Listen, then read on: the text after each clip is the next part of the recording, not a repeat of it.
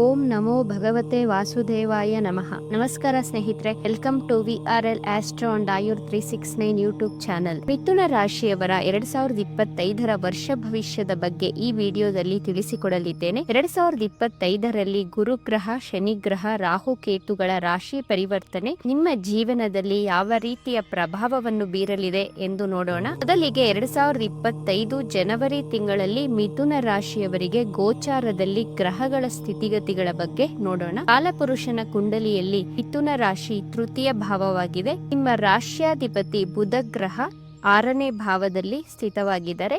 ದ್ವಿತೀಯ ಭಾವದಲ್ಲಿ ಮಂಗಳ ಗ್ರಹ, ಚತುರ್ಥದಲ್ಲಿ ಕೇತು ಗ್ರಹ, ನವಮ ಭಾವದಲ್ಲಿ ಶನಿ ಗ್ರಹ ಹಾಗೂ ಶುಕ್ರ ಗ್ರಹ, ದಶಮ ಭಾವದಲ್ಲಿ ರಾಹು ಗ್ರಹ, ವ್ಯಯ ಭಾವದಲ್ಲಿ ಗುರುಗ್ರಹ ಸ್ಥಿತವಾಗಿದೆ. ಮಾರ್ಚ್ 30, 2025ಕ್ಕೆ ಶನಿ ಗ್ರಹ ದಶಮ ಸ್ಥಾನಕ್ಕೆ ಪ್ರವೇಶಿಸಲಿದೆ. ಗುರುಗ್ರಹ ಮೇ 15ಕ್ಕೆ ನಿಮ್ಮ ವ್ಯಯಸ್ಥಾನದಿಂದ ನಿಮ್ಮ ರಾಶಿಗೆ ಪ್ರವೇಶಿಸಲಿದೆ. ಮೇ 18ಕ್ಕೆ ರಾಹು ಗ್ರಹ ನವಮ ಭಾವಕ್ಕೆ, ಕೇತು ಚತುರ್ಥದಿಂದ ತೃತೀಯ ಭಾವಕ್ಕೆ ಪ್ರವೇಶಿಸಲಿದ್ದಾರೆ. ಮೊದಲಿಗೆ ಗುರುಗ್ರಹ ಮಿಥುನ ರಾಶಿಯವರಿಗೆ ಯಾವ ರೀತಿಯ ಶುಭ ಹಾಗೂ ಅಶುಭ ಫಲಗಳನ್ನು ಕೊಡಲಿದೆ ಎಂದು ನೋಡೋಣ. 2024ರಲ್ಲಿ ಗುರುಗ್ರಹ ನಿಮ್ಮ ಆರೋಗ್ಯಕ್ಕಾಗಲಿ, ವೈವಾಹಿಕ ಜೀವನದಲ್ಲಿಯೇ ಆಗಲಿ, ನಿಮ್ಮ ಹಣಕಾಸಿನ ಪರಿಸ್ಥಿತಿಗೆ ಅಷ್ಟೇನು ಶುಭ ಫಲಗಳನ್ನು ಕೊಟ್ಟಿರಲಿಲ್ಲ. ಮಿಡ್ ಮೇವರೆಗೂ ನಿಮ್ಮ ವೈವಾಹಿಕ ಜೀವನದಲ್ಲಿ ಸ್ವಲ್ಪ ಗಲಾಟೆಗಳು, ಸಮಸ್ಯೆಗಳನ್ನು ಕೊಡುತ್ತಾರೆ.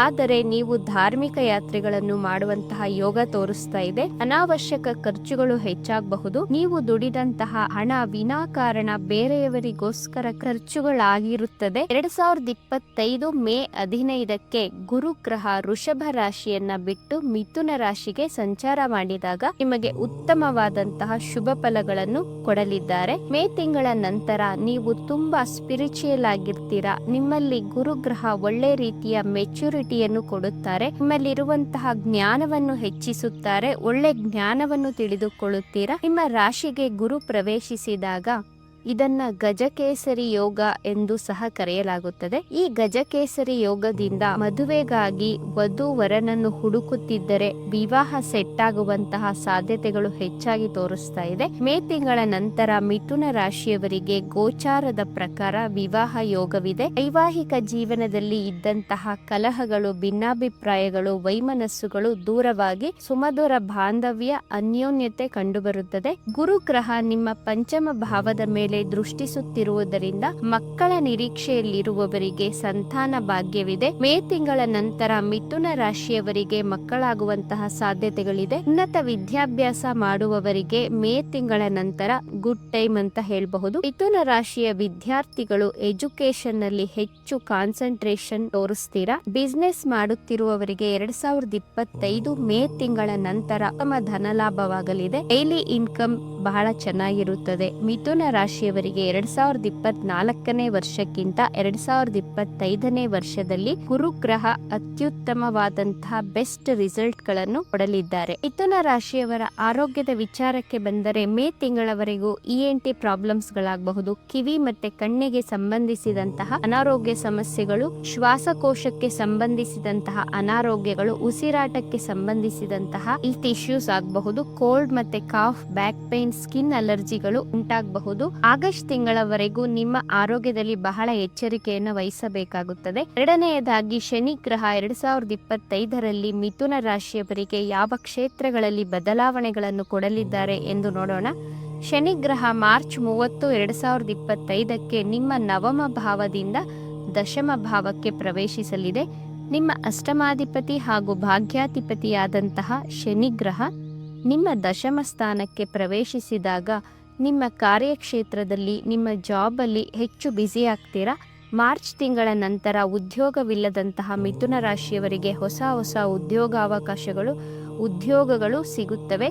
ಆದರೆ ಮಾರ್ಚ್ 30ರಿಂದ ಮೇ 18ರವರೆಗೂ ನೀವು ಇರುವಂತಹ ಜಾಬ್ ಅನ್ನ ಚೇಂಜ್ ಮಾಡಲು ಹೋಗಬೇಡಿ. ನಿಮ್ಮ ಜೀವನದಲ್ಲಿ ಹೊಸ ನಿರ್ಧಾರಗಳನ್ನು ತೆಗೆದುಕೊಳ್ಳಬೇಡಿ. ಮೇ 18ರ ನಂತರ ನಿಮ್ಮ ಜೀವನದ ಮಹತ್ತರ ನಿರ್ಧಾರಗಳನ್ನು ತೆಗೆದುಕೊಳ್ಳಬಹುದು.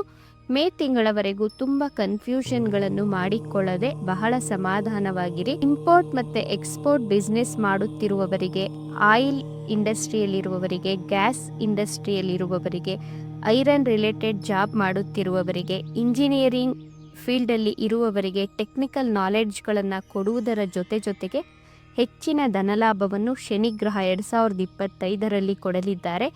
ಮಾರ್ಚ್ ತಿಂಗಳ ನಂತರ ಕನ್ಸ್ಟ್ರಕ್ಷನ್ ಫೀಲ್ಡಲ್ಲಿ ಇರುವವರಿಗೆ ಉತ್ತಮ ಧನಲಾಭವನ್ನು ತೋರಿಸ್ತಾ ಇದೆ. ಮೂರನೆಯದಾಗಿ ಮಿಥುನ ರಾಶಿಯವರಿಗೆ ರಾಹು ಕೇತು ಗ್ರಹಗಳ ಪರಿವರ್ತನೆ ಯಾವ ರೀತಿಯ ರಿಸಲ್ಟ್ಸ್ಗಳನ್ನು ಕೊಡಲಿದೆ ಅಂತ ನೋಡೋಣ. ರಾಹು ಗ್ರಹ ನಿಮ್ಮ ದಶಮ ಭಾವದಲ್ಲಿ ಸ್ಥಿತವಾಗಿದೆ. 1 ವರ್ಷದಿಂದ ರಾಹು ಗ್ರಹ ನಿಮಗೆ ಹೆಚ್ಚಿನ ಟೆಕ್ನಿಕಲ್ ನಾಲೆಡ್ಜ್ಗಳನ್ನು ಕಲಿಸಿರುತ್ತಾರೆ.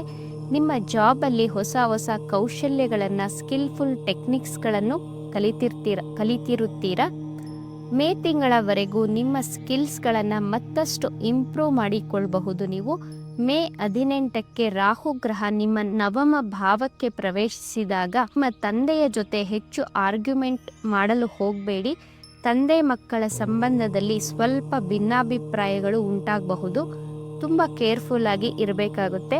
ಮೇ ತಿಂಗಳ ನಂತರ ನಿಮ್ಮ ಕೆಲಸ ಕಾರ್ಯಗಳಲ್ಲಿ ರಾಹು ಗ್ರಹ ಅಡೆತಡೆಗಳನ್ನು, ಅಬ್ಸ್ಟಕಲ್ಸ್ಗಳನ್ನು ಕೊಟ್ಟೇ ಕೊಡುತ್ತಾರೆ.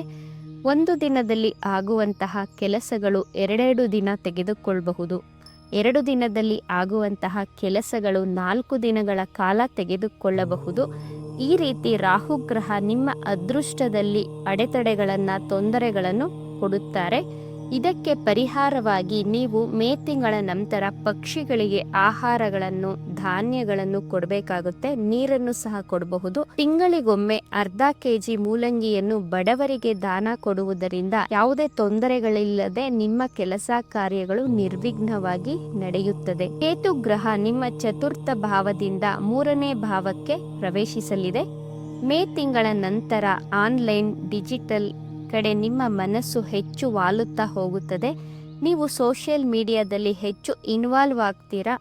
ಆದರೆ ಸೋಷಿಯಲ್ ಮೀಡಿಯಾದಿಂದ ನಿಮ್ಮ ಮನಸ್ಸಿನಲ್ಲಿ ಸಂತುಷ್ಟ ಭಾವನೆ ಮೂಡುತ್ತದೆ. ಸಾಮಾನ್ಯವಾಗಿ ಮಿಥುನ ರಾಶಿಯವರಿಗೆ ಮಾತನಾಡುವುದು ಅಂದರೆ ತುಂಬಾ ಇಷ್ಟಪಡ್ತೀರಾ ನೀವು, ಹಾಗೂ ಫೋನಲ್ಲಿ ಹೆಚ್ಚು ಬ್ಯುಸಿಯಾಗಿರ್ತೀರಾ. 2025 ಮೇ ತಿಂಗಳ ನಂತರ ನಿಮಗೆ ಮಾತಿನಲ್ಲಿ ಹಾಗೂ ಮೊಬೈಲ್ನಲ್ಲಿ ಆಸಕ್ತಿ ಕಡಿಮೆಯಾಗಬಹುದು.